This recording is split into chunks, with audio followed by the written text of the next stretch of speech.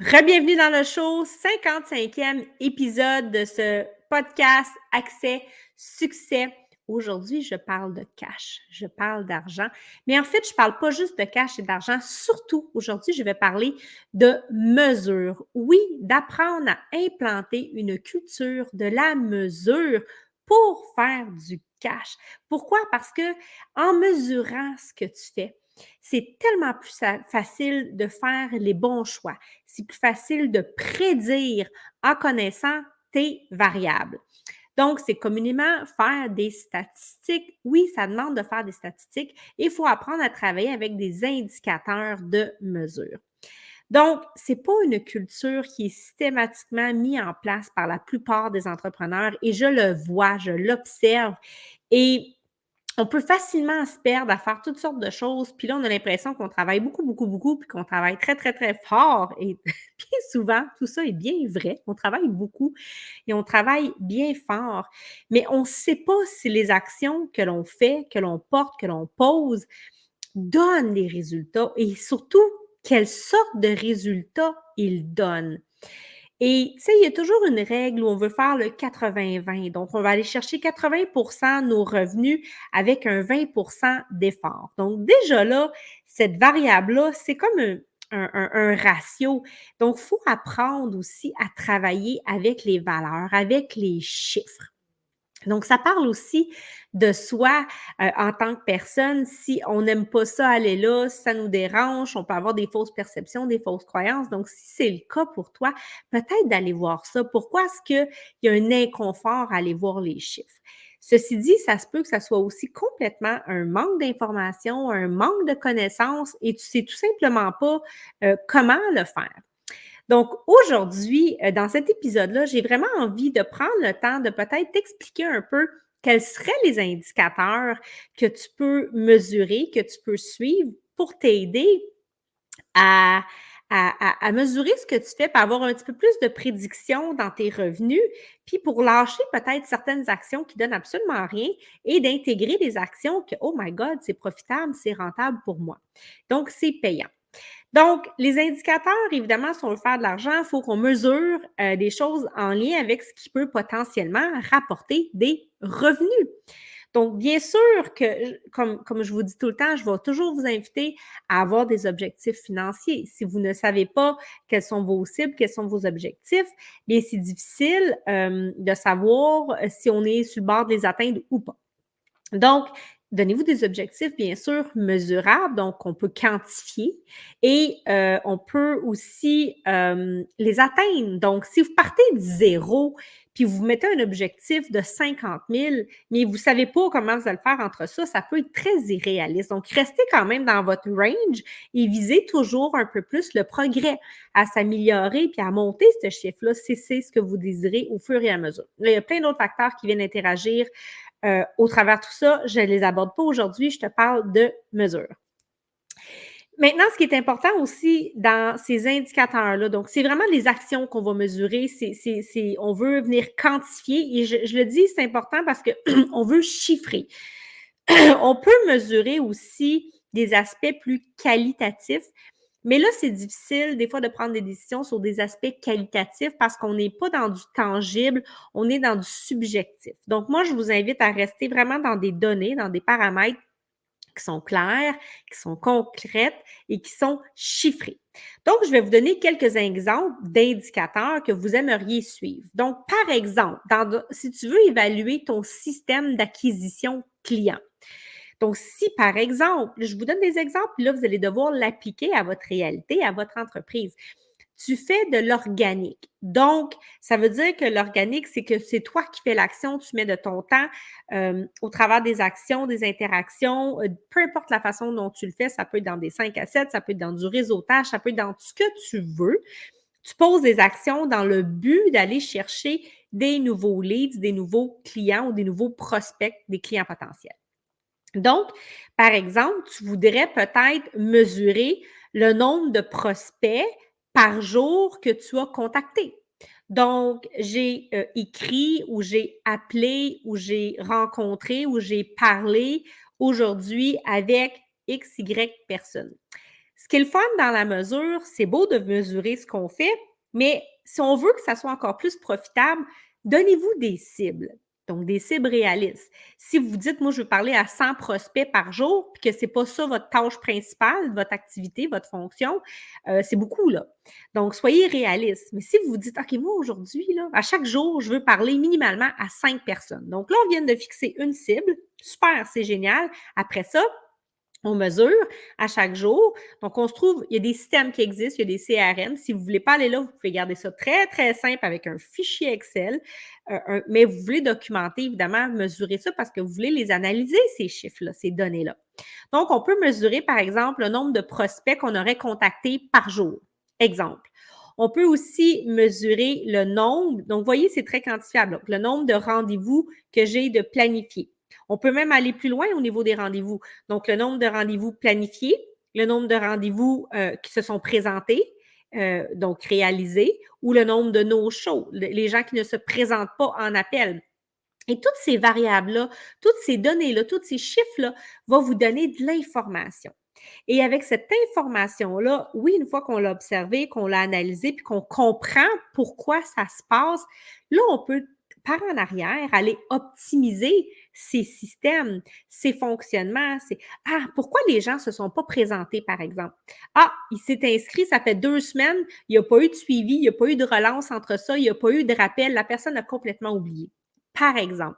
Donc, qu'est-ce que je peux mettre en place comme action pour m'assurer, par exemple, qu'il y a une séquence de rappels? Ça peut être tout simplement avec un système de rendez-vous comme Calendly. Exemple. Je vous donne des exemples. Vous appliquez à votre réalité et ça va faire en sorte que la personne, après avoir reçu 4-5 appels, elle a un rappel 24 heures avant, elle a un rappel 8 heures avant, finalement, elle a un rappel 15 minutes avant la rencontre. Vous pouvez tout programmer ces choses-là. C'est libre d'action de votre part. C'est une programmation que vous faites, puis après ça se fait de façon automatique. Vous augmentez vos chances qu'il y ait moins de no-show, par exemple. Donc, si vous ne mesurez pas ces variables-là et vous ne comprenez pas quelle est la vraie cause, quelle est la vraie racine du problème, bien, vous ne serez peut-être pas en mesure d'aller rapidement corriger ces petites choses-là qui peuvent se faire. Des fois, c'est des petits tweaks, là, c'est pas grand-chose que ça prend. Donc, d'avoir cette culture de mesure-là, c'est hyper payant. Donc là, je vous ai parlé, par exemple, de prospection. Si on pense en termes d'indicateurs sur votre système de vente ou sur les ventes, donc qu'est-ce que je voudrais suivre comme indicateur en lien avec les ventes? Bien sûr, j'ai des objectifs que je les ai fixés. Donc, ça peut être tout simplement le nombre de ventes que j'ai faites. Donc, est-ce que je fais des ventes ou j'en fais pas? Donc, là, c'est toujours des questions à vous poser. Puis, quand on fait les constats, bien, ça nous amène aussi à prendre action. Maintenant, j'ai fait des ventes. Parfait. Quel est le montant de ces ventes-là? Parce que je peux avoir vendu 10 produits à 10 comme je peux avoir vendu 10 accompagnements à 1 000 On s'entend que ce n'est pas le même montant et c'est important de savoir ces données-là par rapport à, qu'est-ce qui répond, qu'est-ce que les clients aiment, puis sur quoi je vais mettre mon énergie. Donc, une offre, évidemment, qui est vraiment moins coûteuse, ça prend du volume si on veut atteindre l'objectif financier.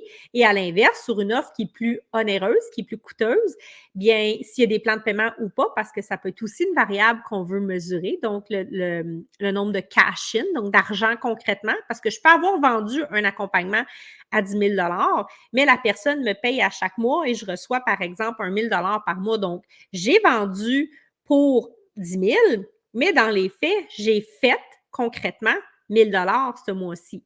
Donc, ce sont tous des variables, ce sont tous des données que vous voulez, je vous invite à mesurer. Donc, ça vous prend une forme de tableau de bord, bien sûr. Ensuite, vous pourriez avoir votre taux de conversion. Donc, là, c'est le fun quand on rentre dans des taux parce qu'on est dans des ratios. Donc, là, on fait travailler des variables ensemble. Donc, le ratio de conversion, ça va dépendre évidemment comment vous l'utilisez, mais c'est sur X nombre d'inscriptions, par exemple, et le nombre de personnes qui étaient présentes ou le nombre de personnes qui ont vu un contenu, une masterclass où j'ai fait une offre. Tant de personnes se sont inscrites. Finalement, tant de personnes de ce nombre d'inscriptions-là ont acheté. Et ça va vous donner un ratio, ça va vous donner un pourcentage. C'est rare, là, les taux de conversion là, de 100 là, on s'entend. il y a plein de facteurs qui vont venir interférer. Est-ce que c'est des personnes qualifiées? Est-ce que c'est la bonne offre pour cette personne-là? Mais ceci dit, si les messages, donc là, il y a toutes des choses autour à mettre en place, mais moi, je veux mesurer quel est mon taux de conversion. Donc, mon taux de conversion, ça peut être aussi, j'ai eu X appels. Parfait, j'ai eu 10 appels cette semaine. J'ai pitché, j'ai fait une offre à 10 personnes. Et de ces 10 personnes-là à qui j'ai fait une offre, j'en ai 4 qui ont dit oui. Donc, ça me donne un taux de conversion sur mes ventes, par exemple, sur mes appels de vente de 40. Si j'en ai 8 sur 10 qui m'ont dit oui, j'ai un taux de conversion de 80. Et là, en connaissant ces chiffres-là, ces variables-là, vous avez exactement où je peux venir améliorer mon processus. Donc là, est-ce que c'est moi qui n'est pas bonne en appel et je dois travailler mes compétences au niveau de mes appels de vente, par exemple? Ou c'était juste, je n'avais pas les bonnes personnes en face de moi, je n'avais pas le bon client, ce n'est pas du tout une offre qui était faite pour eux. Donc, voyez-vous, il faut évidemment, oui, les chiffres, c'est une chose, mais il faut savoir les analyser, les interpréter, les comprendre pour aller mieux corriger. Plutôt que de réinventer tout le temps, on va corriger ces choses-là. Donc, vous voulez connaître votre taux de conversion. Quand je fais une action, que ça soit une page de vente, que je fais de la publicité puis que les gens doivent cliquer, c'est quand même des taux de conversion. J'en ai combien qui cliquent puis je vends combien.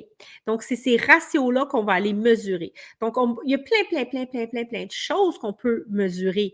Mais là, vous ne voulez pas non plus avoir un tableau de bord de 5 pages puis ça va vous prendre 3 heures à chaque fois le compléter, mais vous voulez aller chercher des valeurs critiques et essentielles qui vont vous servir, qui vont vous permettre d'avoir des revenus récurrents, des revenus prévisibles, parce que les statistiques vont vous aider à prédire, puis ça va vous aider à mettre l'énergie à la bonne place. Et vous pouvez aussi mesurer, par exemple, votre taux de reconversion. Donc, j'ai des clients qui ont terminé un accompagnement.